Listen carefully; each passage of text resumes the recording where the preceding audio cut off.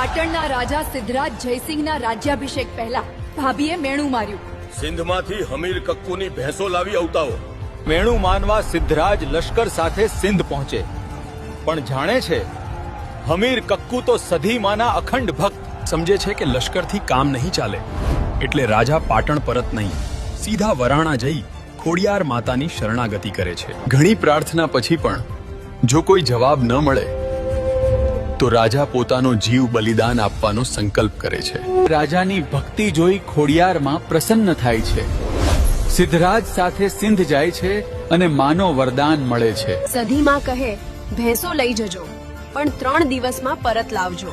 સિદ્ધરાજ ભેંસો લઈને પાટણ લઈ આવે છે. આય પૂરો થાય છે, ભેંસો પરત નથી જતી.